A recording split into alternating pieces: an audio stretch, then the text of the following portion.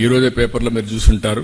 Petrochemical complex Ramayampatnam, highest capital investment, అతి పెద్ద refinery రామాయంపట్నంలో 96,800 కోట్లతో రిఫైనరీ వస్తా ఉంది బీపీసీఎల్.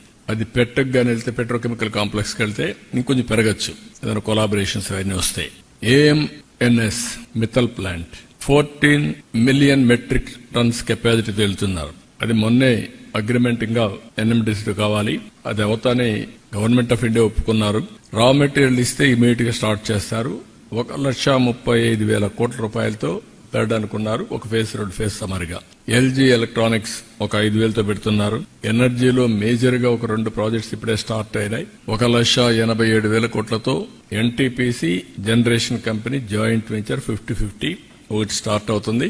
గ్రీన్ కో ఏదైతే clean energy almost all complete అయ్యింది, హైబ్రిడ్ మోడల్, అది కూడా మీరు చూసినప్పుడు సోలార్, విండ్, పంప్డ్ ఎనర్జీ కలిపి చేశారు.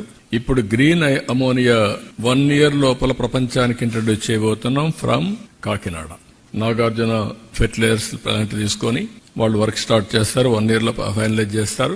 1 ఇయర్ లో ఫస్ట్ టైం అందరూ మాట్లాడుతున్నారు ప్రపంచం అంతా, మనం రిజల్ట్స్ చూపిపోతున్నాం. ఆ ప్లాంట్ లో కూడా పెట్రోనాస్ ప్లస్ గ్రీన్ కో ఇద్దరు కలిసి జాయింట్ వెంచర్లు వెళ్తున్నారు. మార్కెట్ కూడా టైప్ చేసుకుంటున్నారు. They are going ahead. అదే మాదిరిగా రిలయన్స్ దగ్గర ఒక 65,000 కోట్లు పెట్టి బయోఫ్యూయల్ పెద్ద ఎత్తున వెళ్తున్నారు. 500 యూనిట్లు పెట్టబోతున్నారు. అవి కూడా వర్క్ స్టార్ట్ అవుతుంది.